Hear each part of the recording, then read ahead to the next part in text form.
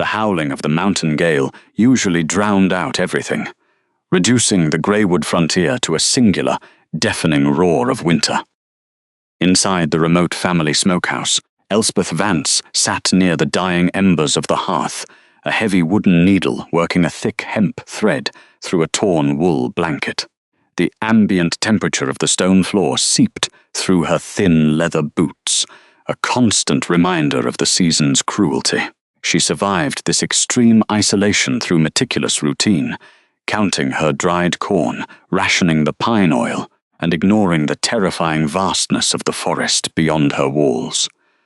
For a kitchen maid relegated to the frozen edge of the territory, silence was a kind of armor, thinner than most, but lighter to carry. She paused her mending. A sound cut through the steady, abrasive shriek of the wind outside. It was not the snapping of an overburdened pine branch, nor the shifting of heavy snow against the roof. It was a thin, high-pitched cry, muffled, desperate, and unmistakably human.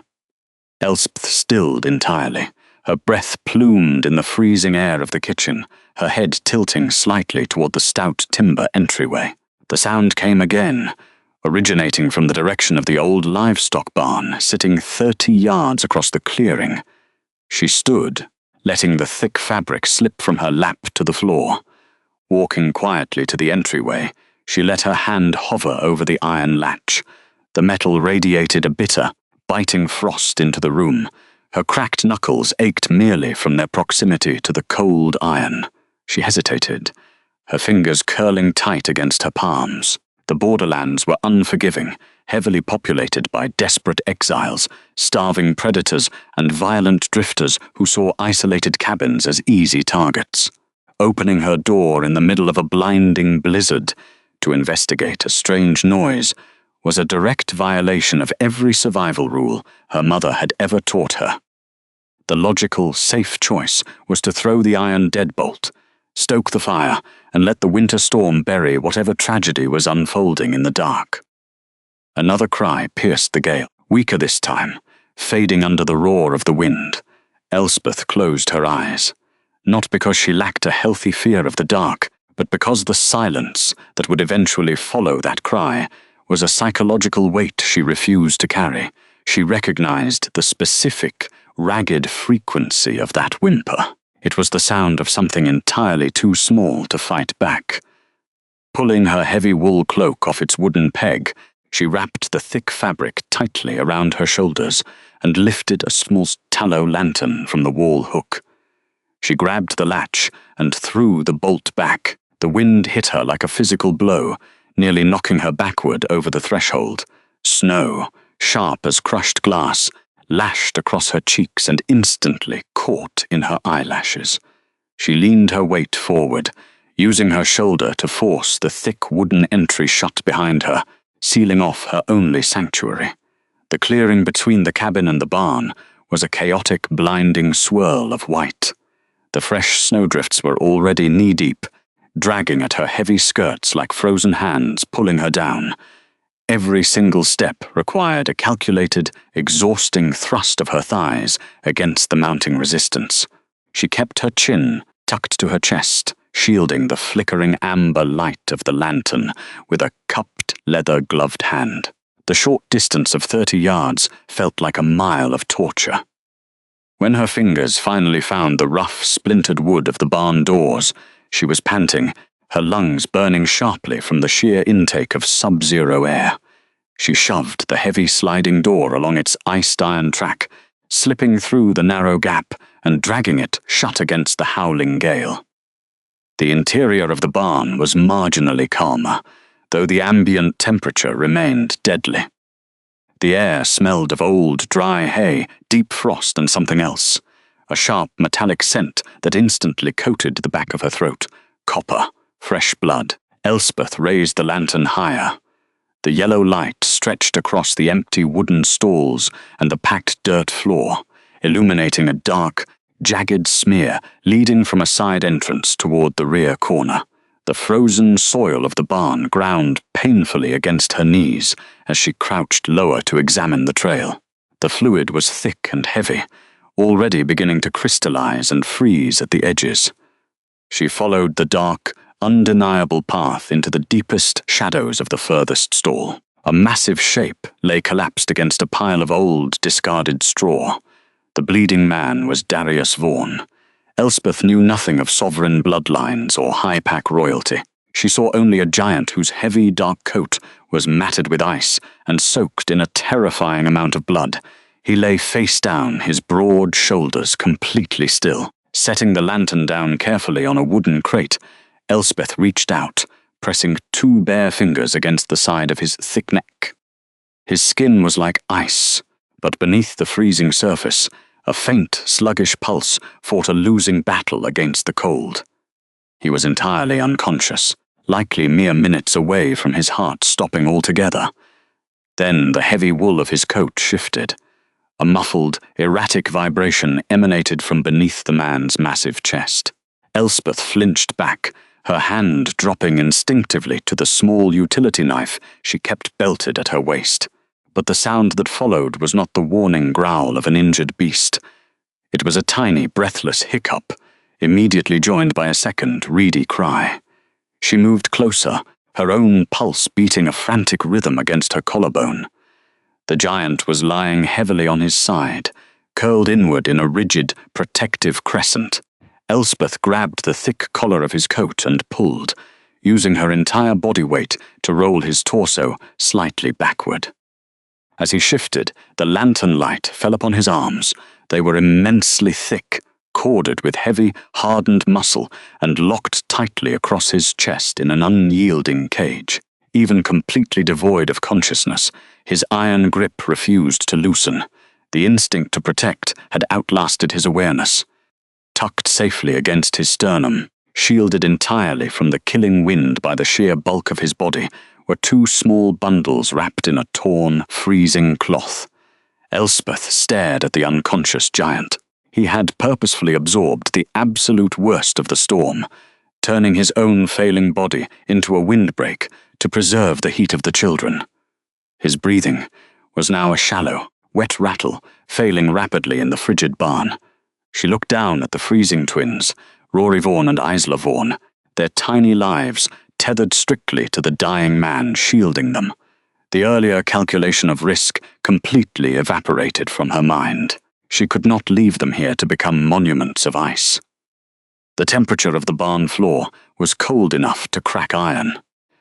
Elspeth Vance knew she had less than 10 minutes before the freezing air permanently stopped the tiny hearts beating against his chest.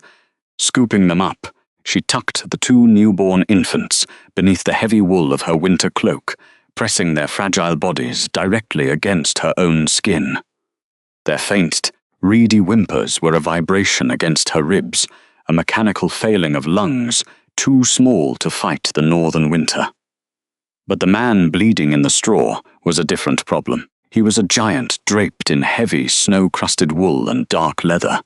She could not lift him. She could barely turn him. Sprinting to the rear of the smokehouse, Elspeth retrieved the heavy wooden sled her father had built for hauling felled pine. She maneuvered the low sled beside the unconscious stranger. Rolling him required sheer leverage. Wedging a broken stall board under his shoulder, she planted her boots in the dirt and threw her entire weight against the makeshift fulcrum. The man rolled onto the wooden platform with a lifeless thud. His scarred hand dragged in the frost.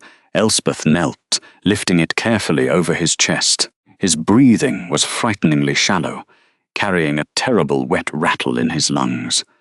She took up the frayed rope harness, wrapping the coarse fibers twice around her forearms.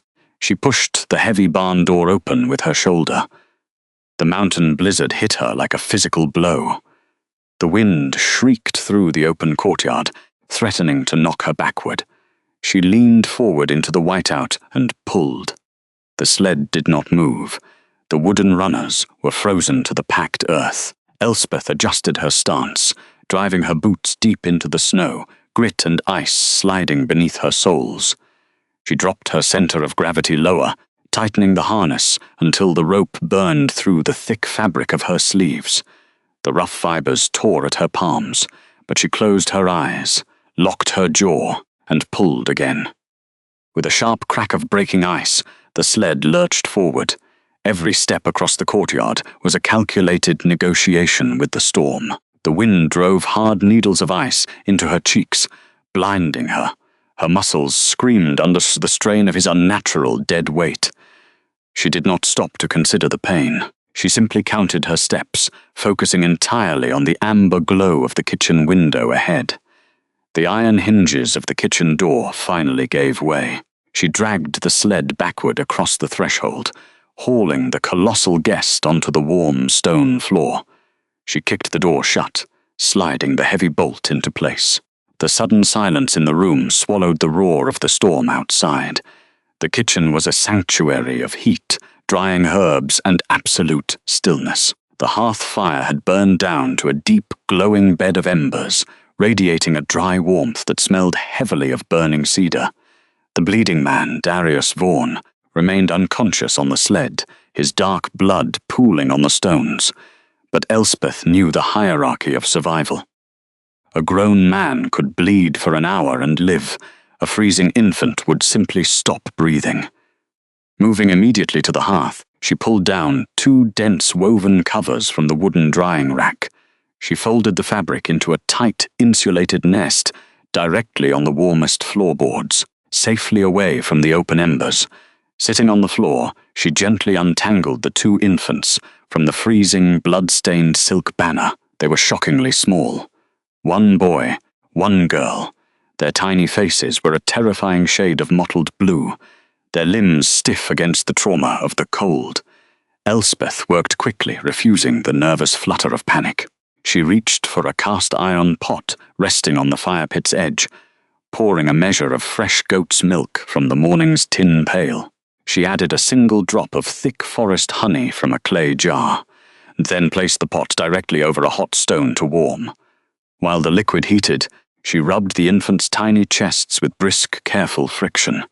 The boy, Rory Vaughan, let out a weak, sputtering cough, his small fists twitching. The girl, Isla Vaughan, remained dangerously still.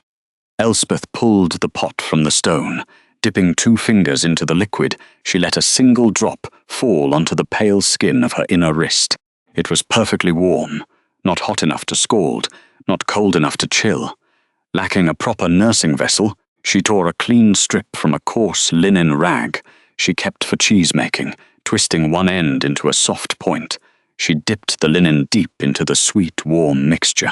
Kneeling beside the nest, she lifted the tiny boy, first, supporting his fragile neck with her palm, and pressed the soaked linen against his blue lips. When the boy was breathing evenly, she repeated the meticulous process with the girl. Isla was slower to take the milk. Her lips were clamped shut, her body dangerously lethargic. Elspeth patiently rubbed the infant's cheek, squeezing a single warm drop of honeyed milk onto her tongue. After a tense minute, the tiny girl swallowed. Then she began to nurse, her hands grasping blindly at the wet linen. Elspeth fed them patiently until the iron pot was empty and their shivering had ceased. Tucking the substantial coverings tightly around their shoulders, she watched them fall into an exhausted sleep, their chests rising and falling in unison. Only then, with the children secure, did she turn her attention back to the massive, dying man bleeding onto her kitchen floor. Retrieving her iron shears from the work table, Elspeth knelt beside the unconscious giant. His broad shoulders spanned the distance between the hearth rug and the flour barrels, dominating the narrow kitchen. She did not marvel at his size, nor did she panic at the volume of dark blood pooling beneath him. She slipped the lower blade under the frozen hem of his ruined tunic and began to cut. The thick wool had frozen solid, merging with dirt and coagulated blood into a stiff armor. Each cut required the full leverage of her forearms.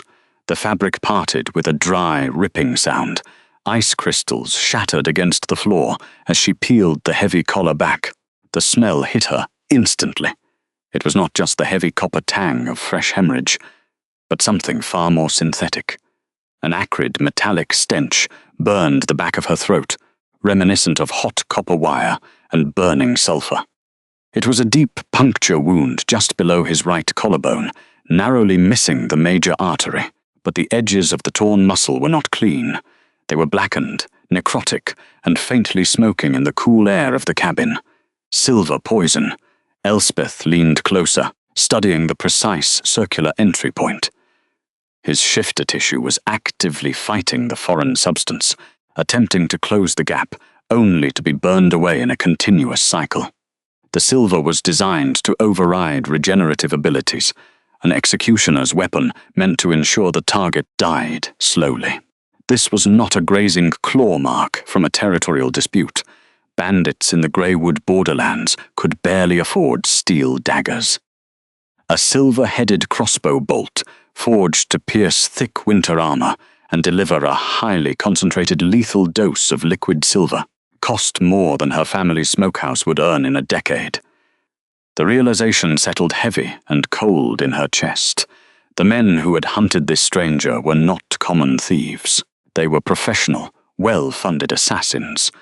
She looked from the smoking wound to the man's massive, scarred chest. She had dragged a political target of immense consequence into her home. If the men who fired that bolt followed his trail, her sturdy entryway would not hold them. She was harboring a man whose enemies possessed absolute precision and ruthlessness. A soft breath came from the wool blankets near the hearth. The twins were finally asleep, their tiny chests rising in unison. The sound steeled her resolve. She wiped her bloody palms on her apron. She did not consider throwing the wounded man back into the freezing night. Not out of foolish bravery, but because those two infants were tethered to his survival. If he died, she would be left to protect them entirely on her own. Elspeth rose, leaving the ruined tunic on the floor, and moved toward the dry store shelves. The immediate threat of the silver poison required something far stronger than a pressure bandage.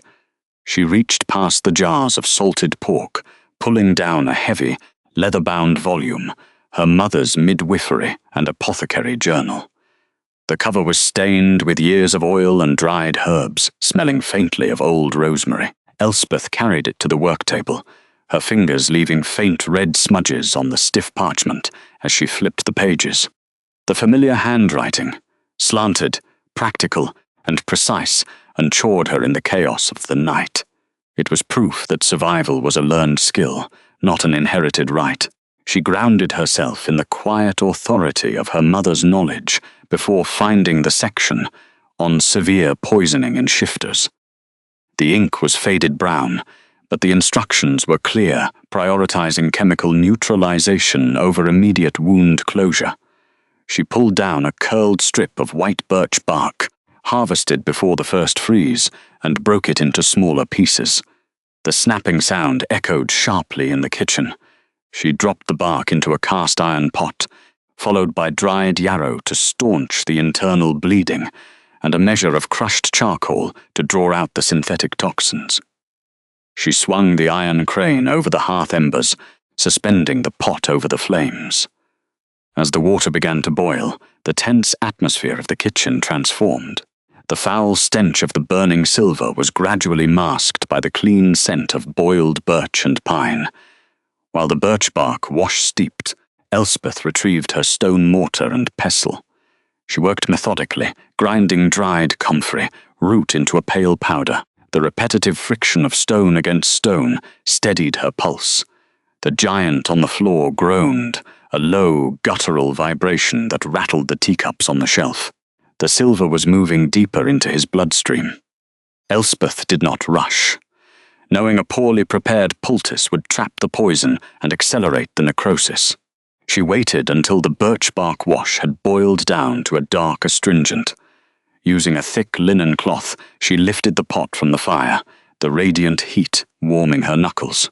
She poured a portion of the scalding wash into a heavy basin, letting it cool just enough so it would not blister his skin, and carried it back to the wounded man. The steam rising from the heavy basin carried the sharp, astringent scent of boiled white birch bark. Elspeth Vance knelt on the flagstones beside the hearth, dipping a clean strip of coarse linen into the scalding amber liquid. She wrung the fabric out, the intense heat turning her knuckles a stark, bloodless white. She did not flinch from the temperature. The colossal figure lying motionless on the rug, a man she would eventually know as Darius Vaughan, required a harsh remedy. The corrupted flesh near his collarbone formed a blackened, necrotic ring around the deep puncture site.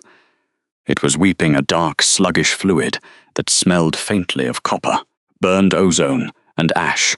Silver was not a normal weapon.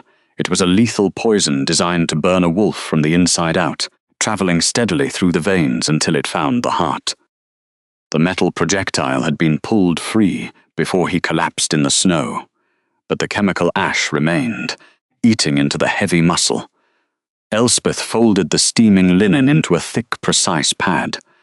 Waiting would only allow the taint to spread deeper into the massive chest cavity. Pressing the scalding birch bark, washed directly against the blackened entry wound, she applied firm, continuous downward pressure. Darius violently arched his spine. A low, guttural groan tore from his throat, a sound so deep it vibrated through the floorboards and rattled the iron kettle hanging on the hearth hook. His feverish stupor shattered into blind, defensive instinct. Before she could pull her weight back, his massive left hand shot upward. Thick, calloused fingers snapped around her wrist. The grip was terrifying in its absolute suddenness. His hand was large enough to crush the fragile bones of her forearm without conscious effort. Elspeth froze. She did not scream, nor did she try to wrench her arm away. Panic was a luxury she had never been able to afford. Instead, she let a profound stillness settle over her, locking her joints, slowing her breathing to match the quiet crackle of the fire. His amber gaze remained tightly shut, his face twisted in a feral grimace of pure agony. The pressure on her wrist tightened. It hovered on the exact razor-thin threshold of snapping bone. "Easy," she murmured. She pitched her voice low, keeping it completely flat and steady, stripping away any trace of fear or hesitation. "The silver is burning out.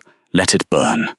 She did not know if the wounded man could understand the words through the dense haze of his fever, but he seemed to register the calm authority of the tone. The rigid, corded muscles in his thick forearm gave a sudden, violent twitch. Then the crushing iron pressure around her wrist slowly yielded. The grip loosened just enough to let the blood rush back into her trapped hand, a painful prickle of returning warmth. He did not release her entirely. His heavy thumb remained anchored squarely over her pulse point.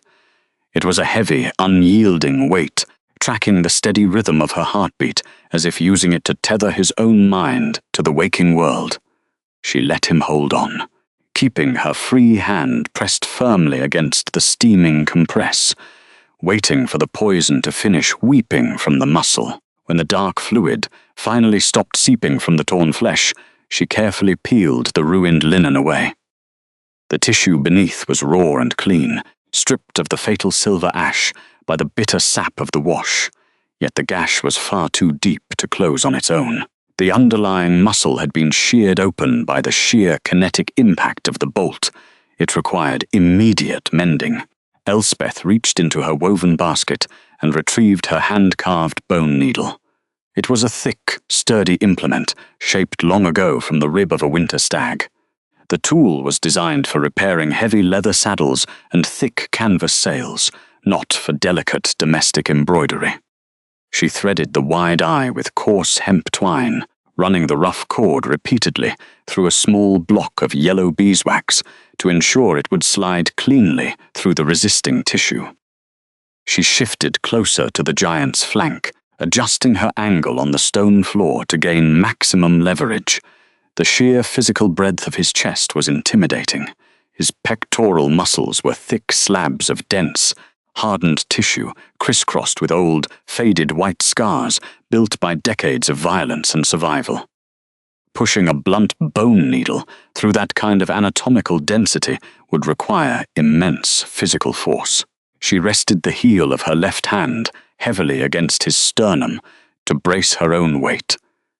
She pressed the sharp tip of the bone needle against the jagged upper edge of the wound. Taking a slow, measured breath, she held the air tight in her lungs and pushed downward. The thick skin gave way with a sickening, audible pop. The needle drove deep into the underlying muscle, the resistance so severe that Elspeth had to wrap the waxed twine around her fingers and pull backward with her entire shoulder to drag the heavy cord through. Blood immediately welled up around the entry point, coating her fingers in a slick, dark heat. She ignored the metallic smell. She ignored the slight, involuntary tremors racking the man's massive frame as the needle pierced his flesh. Every ounce of her focus narrowed down to the mechanical, unforgiving reality of the task. Pierce the skin, anchor the muscle, pull the tension tight, lock the knot. 1 stitch, 2, 3. Her hands remained absolute in their steadiness. There was a particular kind of intimacy in the brutal work of sewing flesh, a forced proximity that demanded a total disregard for one's own comfort. The coarse thread bit into her palms, but she maintained the relentless rhythm. The fire crackled in the hearth behind her, casting long, shifting shadows across his pale, sweat-slicked face. The flickering light illuminated the sharp, aristocratic line of his jaw, the severe cut of his cheekbones beneath the grime of the wilderness. He was not a common soldier. The quality of his bones, the sheer scale of his presence, spoke of a man accustomed to occupying space without apology. She drove the bone needle through for the final time. She pulled the heavy hemp thread taut, until the jagged edges of the wound met perfectly in a raised, puckered seam. Securing the line, she snipped the remaining cord with her iron shears. The dark bleeding had finally stopped. The stranger's breathing shifted from a shallow, rattling wheeze to a deep, even draw, the massive expanse of his chest rising and falling in a steady, unbroken rhythm against the cold stone of the hearth. Elspeth Vance wiped the last of the blood from her hands. The iron scent clung to her skin, mixing with the sharp bite of the birch bark wash. Darius lay entirely still on the floorboards, his breathing shallow but steady now that the torn flesh was closed. The bleeding had stopped. The immediate crisis of his physical ruin had passed, leaving only the slow climb of recovery. She did not waste time staring at him. The hearth fire needed another log, and the tiny bundles near the hearthstone had begun to stir. A faint, restless whimper rose over the muffled howling of the gale outside. She moved away from the unconscious giant, her movements deliberately soft, and knelt by the wicker cradle. The twin infants, Rory and his sister Isla, were impossibly small, their faces still flushed red from the cold they had endured in the freezing straw. She lifted one, then the other, settling them securely against her chest. The rustic bedclothes provided warmth, but they needed the steady rhythm of a heartbeat. She began to sway slightly, her worn boots planted firmly on the uneven floor. A low, tuneless hum vibrated in her throat, an old borderland melody her mother used to sing during the longest winter nights. The vibration soothed the infants. The boy settled first, his fists unclenching against her apron. The girl took a moment longer, nuzzling blindly at the coarse fabric, before slipping into a quiet, milk-heavy sleep. Across the room, the rhythm of the man's breathing hitched. Elspeth did not jump, but her posture stiffened. She turned her head just enough to see him in the amber glow of the dying fire. His eyes were open. They were not the eyes of a normal man waking from a fever. The irises burned with a raw, unnatural gold, wide and dilated with the primal panic of a predator cornered in the dark. The muscles of his thick arms coiled, instinct demanding a violent reaction to the unfamiliar space. For a fraction of a second, the sheer predatory weight of his gaze made the air in the small kitchen feel dangerously thin. But the violence never came. No sudden movement shattered the peace of the room. His luminescent irises darted frantically, mapping the low ceiling, the drying herbs hanging from the rafters, the glowing embers, and finally stopping on the woman sitting near the hearth. He saw the way she held her arms, the careful cradle of her posture, the tiny, rhythmic rising and falling of the bundles against her chest. He heard the steady cadence of her humming. The shift was absolute. The feral, defensive fire in his gaze extinguished, replaced instantly by a bone-deep exhaustion. The rigid posture vanished from his spine. His head dropped back against the rolled blanket, his heavy chest rising in a long exhale of pure relief. He did not need to ask if his children were safe. The evidence was right in front of him, held in the careful grip of a woman who had spent the last 3 hours ensuring they survived the frost. The wounded man swallowed hard, his throat working against an invisible obstruction. The silver poison had done severe damage, swelling the delicate tissues and leaving bruised veins creeping up his neck. He opened his mouth, attempting to form a word, but only a dry, broken rasp emerged. The effort caused a fresh bead of sweat to roll down his temple. He tried again, his jaw tightening with frustration, the cords of his neck standing out in sharp relief. Elspeth stopped swaying, though she kept the sleeping infants pressed securely against her chest. She watched his struggle with the detached calm of a healer assessing a symptom. She did not rush forward to hush him or offer pity. She simply waited, letting him realize the physical limits of his own ruined body. "The swelling will last," she said, her voice kept low so as not to wake the twins. The silver burned deep. "Your vocal cords are damaged. If you force it now, you will tear the tissue." Darius stopped trying to speak. The frustration in his expression smoothed out, replaced by a cold, steady intelligence that felt entirely out of place for a man lying on a kitchen floor. He looked at her not as a servant or a stranger, but as an equal holding the most vital pieces of his world. Slowly, with agonizing care, he lifted his right hand. The limb was heavy, wrapped in thick muscle and scarred from old battles, the knuckles bruised from whatever desperate fight had left him bleeding in her woodshed. He reached across the space between them. The movement was neither a command nor a threat. It was an offering of deliberate vulnerability from a man who clearly possessed the physical power to take whatever he wanted. She did not flinch or pull away. She allowed him to close the distance, her posture remaining perfectly upright, the children safe in her arms. His trembling fingers brushed the edge of her skirt, then moved upward, finally resting lightly on the rough linen sleeve of her dress. The touch was impossibly gentle for a hand of that size. He gripped the fabric just enough to anchor himself, his thumb pressing a silent, heavy weight against her forearm. In the grand halls of the northern courts, men used words to deceive and to demand. They filled the air with noise to prove their dominance. But here, trapped in the isolation of the borderlands, silence was a deliberate choice. His thumb stroked the coarse linen once, a quiet gesture that anchored them both in the reality of the night. She looked down at the massive hand resting on her arm, noting the dried blood flaking beneath his fingernails. She understood the weight of that silent touch perfectly. He was entrusting his life and the lives of the 2 fragile infants sleeping against her chest to a woman he did not know. "Rest," Elspeth murmured, letting the warmth of the fire settle over them. "The storm will not break tonight. You are safe."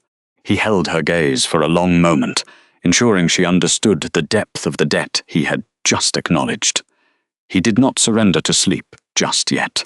Reaching slowly toward the pocket of his ruined trousers, his heavy fingers retrieved something. The firelight caught the edge of the object he held out, throwing a sharp, amber reflection across the shadowed kitchen. It was a heavy gold signet ring. Darius offered it with a slow, deliberate movement, his massive, bruised fingers curling beneath the band. The metal looked entirely out of place in the rustic, soot-stained environment of the smokehouse. It was thick and undeniably ancient, the surface deeply engraved with an intricate crest Elspeth did not recognize, though the sheer weight of the gold marked him as a man of immense rank. Perhaps he was a high lord of the inner territories, or a wealthy merchant who had crossed the wrong rivals on the trade roads. To the silent stranger, the ring was clearly a down payment. A physical transaction meant to purchase the shelter of her roof, the heat of her hearth, and the grueling labor of her hands. He pressed it toward her, his luminescent stare unblinking, the bruised line of his jaw tight with the expectation of her greed. In his world, they always assumed a servant's loyalty could be bought with a heavy purse or a polished stone. Elspeth looked down at the ring, studying the dark, dried blood still trapped in the grooves of the golden crest. Then she looked at the trembling exhaustion still visible in the thick muscles of his forearm. She did not reach for the gold. Instead, she extended her own rough, calloused fingers and gently pressed against his knuckles, pushing his massive hand back toward his bandaged chest. She shook her head, a slow, quiet motion of refusal. Out here in the freezing isolation of the Greywood borderlands, wealth meant nothing. A regal band could not be burned for warmth when the winter gales tore through the roof slats. It could not be boiled into a broth to stave off a lethal fever, nor could it sew a torn artery shut. It was just cold, useless metal. Her refusal was not born of pride, nor was it a calculated negotiation for a higher price. It was simply the rigid ethic of the frontier. When the mountain storms trapped you in the dark, you did not charge a bleeding man for the right to breathe. Darius froze at the unexpected resistance of her touch, his brow furrowed in genuine confusion. The giant man was accustomed to a court where every favor was weighed, recorded, and extracted with steep interest. Yet this low-status kitchen maid, wearing a patched apron stained with his own blood, had just rejected a fortune without a second thought. Elspeth held his gaze for only a moment longer. She offered no grand explanation, no subservient bow. She simply let her hand drop from his, signaling that the transaction was closed and the debt was non-existent. She turned her back to him, refusing to let the presence of a lord disrupt the necessary rhythm of her work. The man let his hand fall slowly to his lap, the heavy gold slipping back into his pocket. He did not try to offer it again, but his eyes tracked her every movement across the room with a new, quiet intensity that felt heavier than the storm outside. The immediate crisis of the wounded stranger had passed, but the grueling work of domestic survival demanded Elspeth's absolute focus. The twins were stirring again. From the reeded bassinet positioned near the hearth, two tiny, simultaneous whimpers broke the tense quiet of the cabin. They were not the magical, resilient heirs of pack legends capable of enduring the cold. They were fragile, human-sized infants who required constant, exhausting maintenance. Elspeth moved immediately to the heavy iron pot suspended over the dying embers. She poured a fresh measure of goat's milk from her ceramic jug, stirring it slowly with a wooden spoon as the heat caused a thin white film to form on the surface. She carefully added a single drop of thick, dark forest honey, knowing the wild sugar would give their tiny bodies the vital energy needed to fight off the pervasive chill of the room. The smell of warm milk and toasted oats began to fill the narrow kitchen, a soft, domestic scent that briefly overpowered the sharp metallic tang of copper blood and medicinal birch bark. She tested the temperature against the sensitive skin on the inside of her wrist, waiting until the heat was perfectly calibrated. Satisfied, Elspeth knelt beside the basket. Isla was fully awake, her tiny fists curling and uncurling in the damp, freezing air as she rooted blindly for sustenance. Beside her, Rory let out a reedy, exhausted cry, his face still pale from the exposure in the barn. Elspeth lifted them one by one, using a clean linen rag dipped in the warm milk to let them suckle. Her movements were practiced, steady, and endlessly patient, ignoring the ache in her own knees against the cold stone floor. When their stomachs were finally full, and their eyelids began to droop with heavy sleep, she laid them back into the center of the nest. But the cabin was steadily growing colder. The blizzard outside threw its full weight against the wooden walls, forcing a bitter, icy draft up through the warped floorboards. Elspeth carefully adjusted the damp wool blankets, tucking the thick fabrics securely under the infants, so that not a single pocket of cold air could reach their tiny toes. She fetched her own worn winter cloak from a peg on the wall and draped it completely over the basket, sacrificing her own comfort to provide an extra layer of insulation. She then checked the perimeter of the hearth, kneeling to stuff old linen rags into the drafty gaps near the stone foundation. Every motion was precise, a calculated defense against the lethal northern night. She was not a warrior holding a steel blade against an enemy, but her war was fought with warm milk, dry linen, and the stubborn preservation of a fire. From his resting place against the wall, Darius watched her secure the perimeter of his children's lives, his breathing shallow but remarkably steady. The storm continued to scream outside the reinforced threshold, but inside, Elspeth had built an impenetrable fortress of practical warmth. Morning came without a sunrise. The pale, diffused light, creeping through the frosted window panes, was the only indication that the long night had ended. Elspeth Vance stood perfectly still in the center of the kitchen, listening.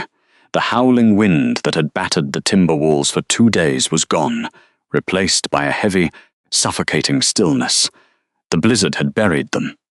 Testing the iron latch, she found the thick wooden entry frozen solid. The snowpack outside reached halfway up the glass, sealing the small borderland cabin entirely from the rest of the cold northern world. She turned her attention back to the hearth. The fire had burned down to glowing red embers beneath a layer of white ash. In the woven basket nearby, the 2 infants slept soundly, their tiny chests rising and falling in a synchronized rhythm. They were warm. That was the only thing that mattered. Survival in the deep winter required constant, unyielding labor. The young woman moved to the sturdy dining table where the large cast-iron kettle sat, filled to the brim with drawn well water. It needed to be transferred to the stove to boil, keeping the dry air humid for the children's lungs. She wiped her palms on her coarse apron, planted her boots firmly on the floorboards, and reached for the thick metal handle. Before she could brace her shoulders for the lift, a shadow fell over the table. Darius Vance stepped into the kitchen.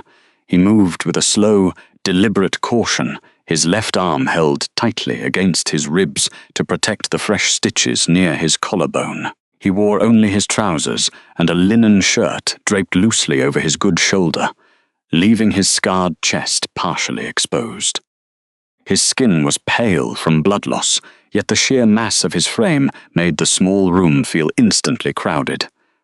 Elspeth parted her lips to instruct him to sit back down. The lingering effects of the silver poison were still working through his system, and the bleeding had only just stopped. But the giant did not wait for her permission. He stepped up beside her, close enough that she could feel the immense radiating heat of his body. Without a single word, he reached out his uninjured right arm. His massive, calloused hand closed directly over hers on the kettle's iron handle. The physical contrast was startling. Her pale, slender fingers were completely engulfed by his bruised, battle-hardened knuckles. He did not pull or yank the iron away from her. He simply applied a steady upward pressure, lifting the immense weight of the water-filled vessel as if it were hollow. The maid released her grip, stepping back quietly to give him the room he needed. The wounded man turned slowly, his jaw tightening slightly as the movement pulled at his stitched flesh. He did not flinch. He carried the heavy kettle to the stove and set it down upon the hot iron grate with a soft, controlled clink. He adjusted the vessel until it sat perfectly over the hottest part of the coals, then took a half step back. Looking down at her, his metallic irises unreadable, in the dim morning light he offered a singular, slow nod. It was a silent declaration that he would carry whatever weight he could bear to earn their keep in her sanctuary. The iron kettle soon began to hum, sending thin wisps of steam into the cold upper rafters of the cabin. But the hearth hungered for more than just dying embers. Checking the stone alcove beside the chimney, Elspeth frowned. The stack of split kindling was nearly gone. The winter chill was already seeping through the floorboards, threatening the fragile temperature of the room where the twins slept. She retrieved the small wedge-shaped hand axe from its peg near the door and turned toward the attached woodshed. It was a narrow, uninsulated lean-to-built against the northern wall of the cabin, filled with rough pine logs that had yet to be broken down into usable fuel. Before her fingers could turn the brass knob, the tall stranger was there. He reached past her, his thick fingers plucking the tool from her grasp with an easy, fluid motion that defied his injuries. She folded her arms, watching closely as he pushed open the low door and ducked his head to step into the freezing annex. The temperature drop in the shed was immediate, a sharp bite of winter air that smelled of ancient sawdust, dry bark, and frozen earth. Elspeth remained standing in the kitchen doorway, a damp rag held loosely in her hands as he approached the scarred chopping block. The hand axe looked entirely disproportionate in his grip, more like a child's toy than a vital survival tool. A man of his size would typically require a heavy two-handed maul to split timber effectively. He set a thick, knotted piece of pine on end. He adjusted his stance, planting his bare feet firmly against the packed dirt floor of the shed. He was testing his balance, calibrating his center of gravity to accommodate the throbbing pain in his wounded shoulder. Then he swung. There was no wild hacking, no brute display of unnecessary force. The movement was a terrifyingly precise application of leverage. His right arm snapped downward in a clean, perfect arc. The steel blade bit into the exact center of the log with a sharp, echoing crack. The wood sheared apart instantly, falling into two perfectly symmetrical halves onto the dirt. He did not pause to admire the work. He tossed the split pieces aside, set another log on the block, and brought the axe down again. Crack. The rhythm established itself immediately, steady and unyielding as a heartbeat. Elspeth watched the mechanics of his labor with quiet fascination. Every swing was perfectly calculated. Because his left side was severely restricted by the fresh stitches, he relied entirely on the torque of his hips and the immense coiled strength of his right forearm. The muscles beneath his skin pulled taut like heavy ship rigging with each downward strike. He was a warrior. That much was undeniable. The way he held the weapon, the spatial awareness he possessed within the cramped confines of the shed, the absolute control over his own physical output. It all spoke of a man accustomed to leading violence. Yet here, surrounded by the scent of dry pine and freezing air, he was using that lethal precision to chop tiny finger-length sticks of kindling to keep her kitchen warm. A fine mist of sawdust hung in the air. When the block was finally clear, the giant wiped the blade of the hand axe against the rough fabric of his trousers. He bent down, gathering a massive armful of the freshly split pine against his good side. Walking back into the warmth of the kitchen, his broad shoulders brushing the narrow doorframe, he deposited the wood neatly into the stone alcove. The scent of fresh resin immediately filled the room, cutting through the stale, overnight smoke. He returned to the low wooden stool near the fire, lowering his heavy frame with a quiet exhale. His tawny eyes rested gently on the makeshift carrier, where his children remained safely asleep. The cabin remained sealed by the heavy snow, trapped in a world of bitter white, but the hearth burned hotter and brighter than it had all winter. The copper basin sat squarely on the sturdy oak table, its surface pluming with thin wisps of steam that caught the amber light of the hearth. Elspeth Vance tested the water with the inside of her wrist, waiting for the temperature to settle into a mild, comforting warmth. Beside the basin, a stack of clean linen cloths lay neatly folded, smelling faintly of the lavender she dried in the rafters during the brief summer months. It was a meticulous process, this bathing of newborns, and she moved with the practiced, unhurried grace of a woman who had long understood that survival lay in the quiet details. Darius Vaughan watched her from his stool by the fire. His breathing was steadier now, the rattle in his chest fading, though the heavy stitches pulling across his collarbone forced him to keep his posture rigid. He had not taken his eyes off the children since he woke. When Elspeth gently unwrapped the infant Rory Vaughan from his swaddling, the tiny boy let out a high, reedy protest, his little fists waving blindly in the cool air. Beside him in the impromptu bassinet, his newborn sister Isla Vaughan shifted quietly, comforted by the thick wool blankets. Without a word, Elspeth looked toward the imposing guest and gave a slight, affirming nod toward the basin. The invitation was silent, but he understood it instantly. Darius rose slowly, favoring his uninjured side, and closed the distance to the table. Standing beside her, his sheer size seemed to swallow the available space in the small kitchen, casting a long, solid shadow across the floorboards. Elspeth dipped her hands into the warm water, demonstrating the precise, gentle cradle needed to support the fragile weight of a baby's neck. Then she stepped back just enough to offer him the space. The wounded man hesitated. For someone who had survived a silver crossbow bolt and dragged 2 infants through a northern blizzard, he looked suddenly, profoundly uncertain. He extended his hands.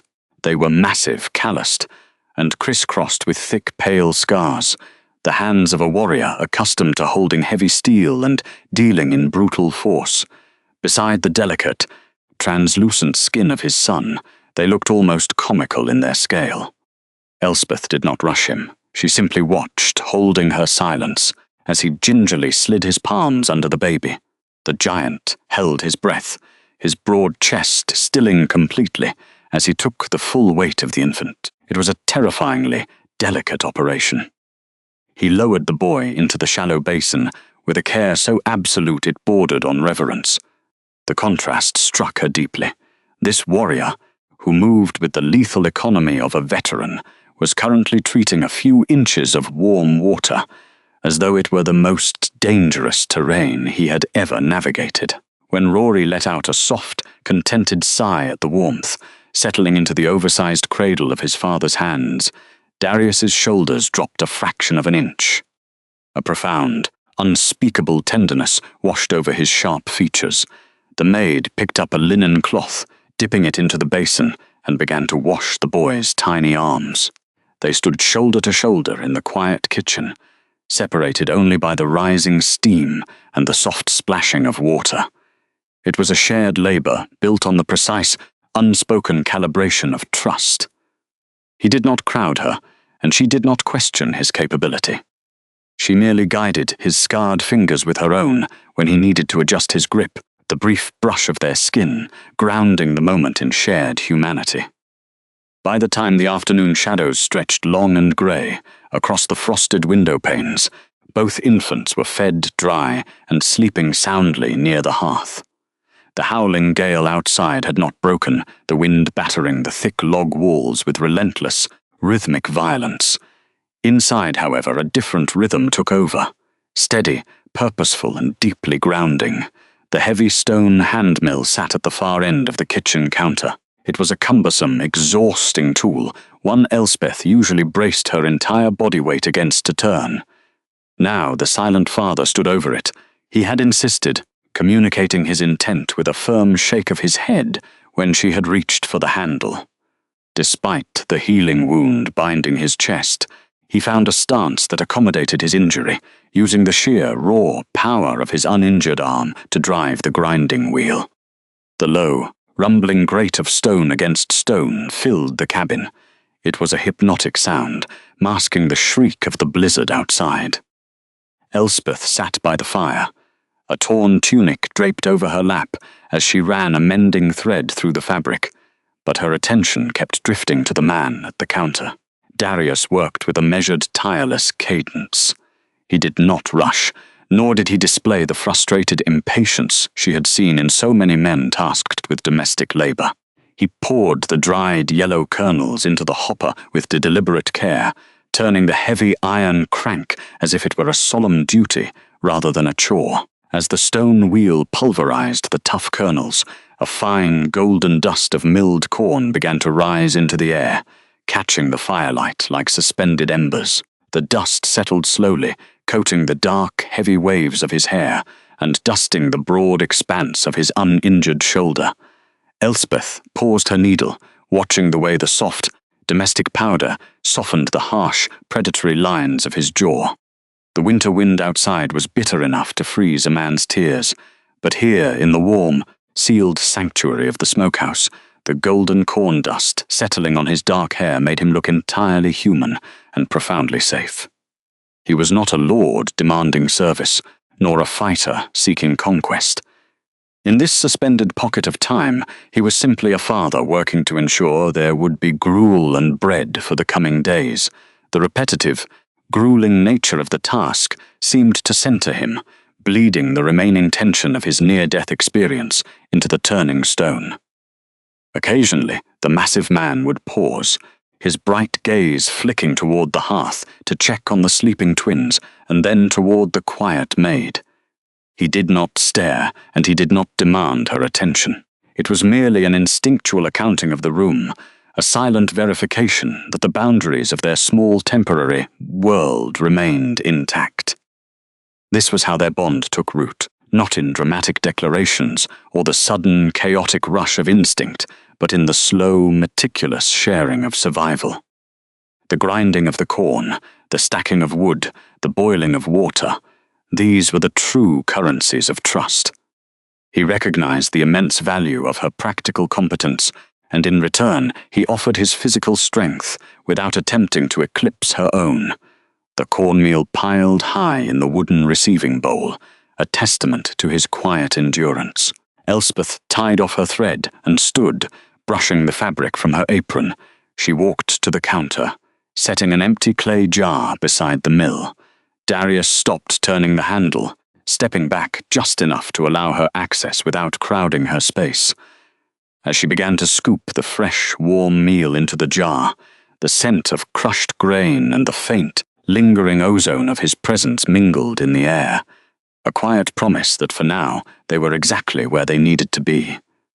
By late afternoon, the fire burned low, reducing the pine logs to a glowing bed of orange ash. Outside, the northern wind continued its endless assault against the thick timber walls, but the kitchen had settled into a heavy, insulated warmth. Elspeth sat on a low wooden stool, her hands resting quietly in her lap, her knuckles dry and cracked from washing linens in freezing water. Across the hearth, the wounded man occupied the floorboards with the absolute stillness of a felled oak. His massive frame cast a long, imposing shadow against the stone chimney, yet his breathing was measured and deliberate, carefully controlled, so as not to disturb the two swaddled bundles sleeping soundly in the reeded carrier nearby.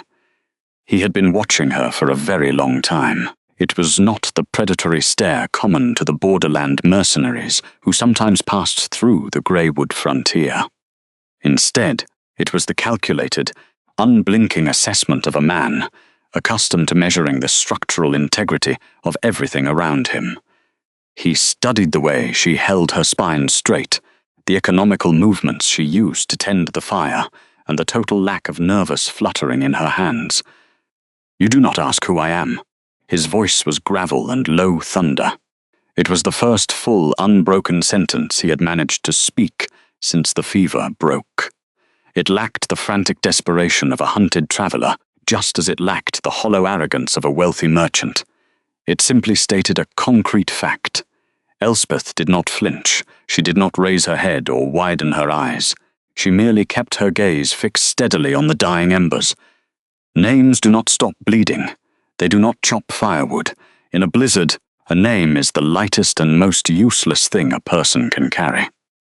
Darius shifted slightly, the thick woolen layer slipping an inch from his heavily bandaged shoulder. The iron-grey light of the coals caught the sharp, disciplined lines of his jaw and the deep, territorial exhaustion carved into the corners of his eyes. He looked down at the braided container, holding his sleeping heirs, then back to her quiet, unflinching face. Most would demand a lineage before risking their own meager winter stores, he said slowly. Every word was deliberate, respectful of the physical space between them. Or, at the very least, a guarantee of future reward. You found a stranger hunted by poisoned silver, carrying two highly vulnerable lives, and you asked for absolutely nothing. He leaned forward, resting his heavy forearms on his knees, wincing only slightly as the stitches pulled taut across his chest. The man stared into the glowing ash, his expression caught somewhere between an ancient, guarded grief and a profound, quiet recognition. "You do not ask who I am," Darius murmured, the dark timbre of his voice vibrating faintly through the pine floorboards. "Yet you give me more than my crown could buy." She let the word hang in the dry air. Crown. It was a heavy, dangerous noun, one that should have immediately shattered the quiet domestic safety of the smokehouse. Men with crowns brought armies, assassins, and fire. Instead of shrinking back, she simply folded her hands a fraction tighter together in her lap. Quiet endurance was her preferred defense. She had learned long ago that reacting visibly to power only gave it permission to consume you. She chose to offer him the one thing a sovereign rarely received, the dignity of being treated as just a man seeking warmth. The silence stretched, thick with the scent of dried rosemary and the heavy, sweet odor of melting tallow. Elspeth slowly reached out, her fingers brushing the cracked leather spine of a heavy book resting on the small wooden table beside her stool. It was an old apothecary ledger, its parchment pages warped by decades of damp mountain, cold and tightly packed with faded, meticulous handwriting. "My mother wrote this," she said quietly. Her tone was measured, lacking any melodramatic demand for his sympathy. She understood the complicated geometry of mountain roots, the exact temperature required to draw infection from a torn muscle, and precisely how to keep a vulnerable child breathing when the winter sickness came. She traced the faded, embossed lettering on the cover, feeling the familiar, worn grooves beneath her calloused fingertips. The physical texture of the book was an anchor, a concrete reminder of the only legacy she actually owned. She saved dozens of hunters, traveling merchants, and elite pack soldiers who stumbled into this valley half dead. She kept her eyes focused downward on the book, refusing to look at the giant to gauge his reaction. But when the deep lung fever took her 5 winters ago, the provincial pack elders refused to send their official physician. They stated that borderland medicine was a servant's trade. To the High Court, she was not a recognized healer. She was just a woman who dirtied her hands. A sudden gust of wind rattled the heavy oak shutters, but the fire simply popped in response, sending a brief shower of orange sparks up the soot-stained chimney flue. The pack elders made it very clear where a low-ranked woman belonged, she continued. Her voice was devoid of bitterness, presenting the memory purely as a cold, geographical fact of her daily existence. When she died, they allowed me to remain in this cabin, but only under the classification of a kitchen maid. I was meant to scrub the heavy iron grates, salt the venison for the winter stores, and remain entirely invisible to the people who mattered. She touched the worn cover of her mother's journal once more, letting the rough, degraded leather ground her racing pulse. I was always seen as just a quiet kitchen maid, never a savior. Never someone whose hands held any real structural value beyond the silent, exhausting labor they could provide for the wealthy. Darius remained completely still. He did not offer a hollow, generic apology on behalf of a cruel world, nor did he attempt to physically close the distance between them, to offer unearned, aggressive comfort. He simply sat on the floorboards, absorbing the heavy weight of her confession with absolute, unbroken attention. His predatory eyes tracked the slow movement of her scarred fingers against the old leather binding. He was a man who understood the complex architecture of political power, and in that quiet, shadowed room, he was looking directly at the terrible, arrogant flaw in his own kingdom's foundation. "They looked at you," he said, his voice dropping to a rough, quiet register that seemed to command the very air pressure in the room, and they saw only what they were foolish enough to comprehend. He slowly extended his right arm, stopping his massive hand a few inches from the journal, leaving a clear physical boundary between them. It was a silent request for permission, rather than an act of claiming.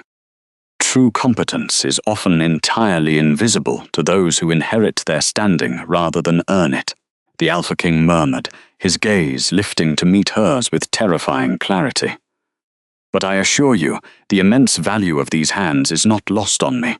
Elspeth looked at his scarred, upturned palm suspended over the wooden table. She did not move her own hand away from the book, but she did not flinch either. For the first time in her life, she felt the particular kind of pain that comes not from surprise, but from confirmation, the startling, overwhelming realization that she had finally been seen accurately, without having to perform or beg for the privilege. The fourth morning dawned the color of bruised iron. The wind, which had battered the timber walls of the smokehouse for 3 relentless days and nights, had finally dropped into a heavy, breathless stillness.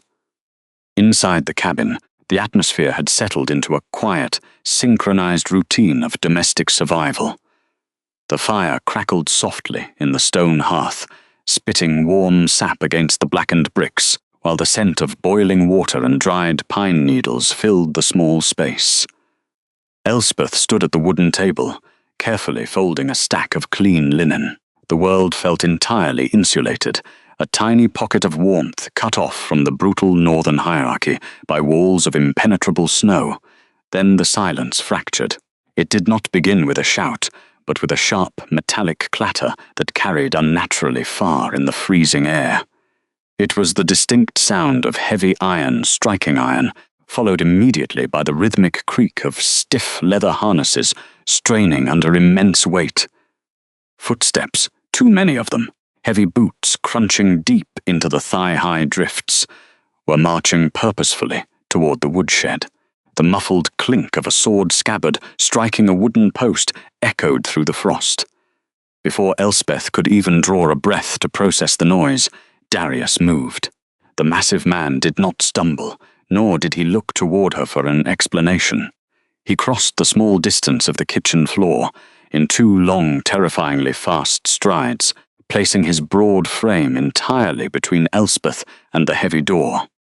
He wore no armor, only the plain, oversized tunic she had mended for him, yet he stood as though he were encased in solid steel. Elspeth saw the immediate, violent flinch in his shoulder muscles. The sudden, aggressive movement pulled fiercely at the heavy stitches she had set with her bone needle. A dark, alarming stain of crimson immediately began to bloom against the white fabric near his collarbone, soaking through the linen as the silver-poisoned wound reopened under the extreme physical strain. He did not seem to notice the pain, nor did he attempt to press a hand to the bleeding tear to stem the flow. Instead, his fierce gaze remained fixed on the wooden planks of the door, tracking the unseen movements outside with a predator's absolute, unblinking stillness. His breathing shifted from the slow, measured rhythm of recovery to the silent, shallow intake of a fighter preparing for a lethal strike. He was not standing like a wounded traveler, hoping for rescue. He was standing like a sovereign, calculating the exact geometry of a battlefield threat. Without turning his head, the giant raised one large, scarred hand, holding it palm backward, in a silent, universally understood command for her to stay perfectly still.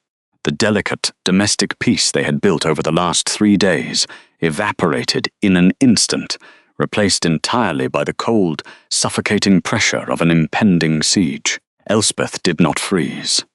She had spent enough of her life learning how to navigate the edge of disaster on the borderlands to know that panic was a luxury she simply could not afford. Whoever had fired that silver crossbow bolt into a man holding 2 infants had likely followed the blood trail through the blizzard, and they were not here to negotiate. Turning her back to the front entrance, she moved with silent, desperate precision toward the hearth. Rory and Isla slept soundly in their woolen nest, their tiny faces flushed with warmth and their breathing slow and even. The faint, sweet scent of warm goat's milk clung to them. Elspeth scooped both infants into her arms at once, bundling the thick blankets securely around their small bodies to protect them from the sudden shift in temperature. They shifted against her chest, offering soft, sleepy sighs, blissfully unaware of the heavy armor clattering just beyond the cabin walls. She crossed rapidly to the far corner of the kitchen and used the edge of her boot to pry up the heavy iron ring of the root cellar trapdoor. A bitter, stinging draught of damp earth, old potatoes, and deep frost rose from the dark square beneath the floorboards. It was freezing down in the shallow pit, a stark contrast to the hearth's comfort, but it was completely hidden from view. Stepping down the first 2 wooden rungs, she settled the bundled twins into an empty, dry storage crate. She tucked the edges of the wool tightly around their ears, ensuring the heavy fabric would muffle any sudden cries if they woke in the dark. Closing the heavy trapdoor over them, with a quiet, muffled thud, she dragged a heavy sack of milled flour across the floorboards to obscure the wooden seams. Taking up a rusted kitchen knife, the carved handle felt strange in her grip. Her palms were slick with a cold, nervous sweat, making the wood slippery against her skin. Her heart hammered against her ribs in a frantic, bruising rhythm that perfectly matched the heavy, thudding footsteps now climbing onto the wooden porch outside. Yet, despite the terror lodging itself in her throat like a shard of ice, Elspeth stepped up beside the wounded giant. She did not hide behind him. She positioned herself squarely to his left, placing her body directly between the entrance and the hidden cellar door. She held the rusted blade low, pressing the flat of the metal against her apron to hide the trembling of her wrist. She was only a servant, an invisible girl of the frontier, but she would not let the assassins touch the children beneath the floorboards. The thick wooden door did not merely open, it buckled inward with a violent splintering crack that sent dried mud and frost raining onto the threshold. The iron hinges shrieked in protest before giving way entirely, blasted open by the sheer force of the blow and the broad shoulder of the man leading the breach. A wall of biting, sub-zero wind immediately rushed into the kitchen, swallowing the carefully cultivated warmth of the hearth and replacing the scent of wood smoke with the sharp, metallic tang of cold iron and impending violence. Royal Commander Calen Hawke filled the ruined doorway like a shadow cast by the winter itself. Snow swirled around his heavy steel pauldrons, collecting in the deep fur collar of his military cloak and clinging to the intricate, predatory crest stamped across his breastplate. He did not rush blindly into the room. He stopped precisely at the threshold, his posture anchored and deliberate, his gloved hand resting with casual lethality on the heavy leather pommel of his broadsword. Behind him, the blurred shapes of at least 6 armed soldiers moved through the whiteout, their weapons drawn, their formations tight and silent. To Elspeth, standing rigid in the center of her kitchen, they did not look like a rescue party. They looked exactly like the kind of men who would fire a silver-poisoned crossbow bolt into a father's chest. She did not scream. She did not drop her weapon or raise her hands in a plea for mercy. Her wordless resolve acted as an impenetrable barrier against their intimidation. Instead, she calculated the geometry of the small room, measuring the exact distance between the commander's steel-capped boots and the hidden trap-door of the root cellar where the twins lay sleeping. If he moved toward the woven rug, she would have to intercept him. She had no illusions about winning against a fully armored warrior, but she knew the anatomy of a throat, and she knew how to use the rusted blade in her hand. Calen's pale, ice-rimed eyes swept the humble space.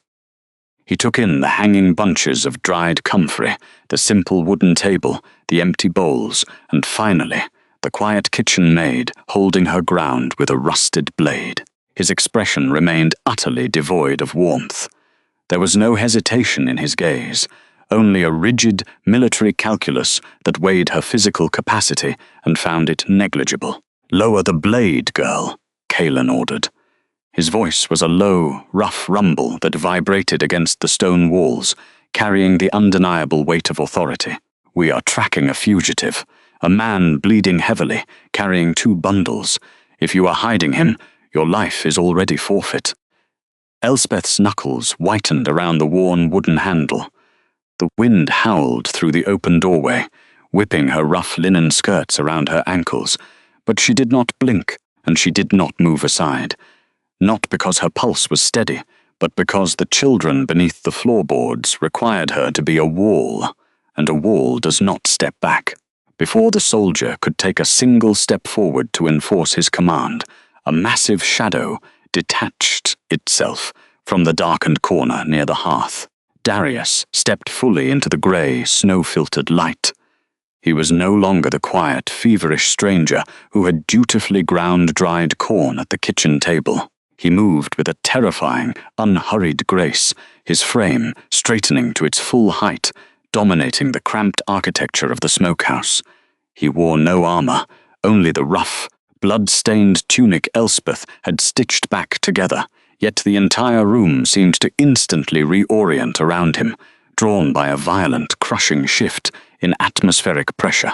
The royal commander's pale eyes snapped from the maid to the giant. For a fraction of a second, the veteran soldier froze, his hand tightening reflexively on his broadsword. Then the recognition hit. It did not register as a slow realization, but as a physical blow that shattered his hardened military posture. Kalen released the hilt of his weapon, as if the leather had instantly caught fire. Without a word of hesitation, the man dropped to one knee. The sound of heavy plate armor, clattering violently against Elspeth's worn pine floorboards, echoed like thunder in the small kitchen, shaking the dust from the rafters. He bowed his head so low that the frost-covered fur of his collar brushed the muddy wood, exposing the vulnerable nape of his neck in absolute, unquestioning submission. Behind him, out in the howling blizzard, the reaction was instantaneous. The half-dozen elite guards lowered their weapons and collapsed into the deep snowdrifts, bowing their heads toward the open doorway in perfect unison. "My sovereign," Kalen choked out, his voice stripped of all previous arrogance, replaced by a raw, trembling deference. "We feared the worst. The northern passes were compromised. We have searched every mile of the Greywood." Elspeth stood completely paralyzed, the rusted knife feeling intensely absurd and heavy in her hand.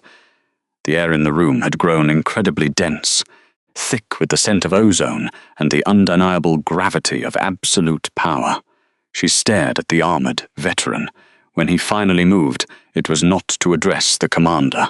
The sovereign turned his head slowly, his striking eyes finding Elspeth.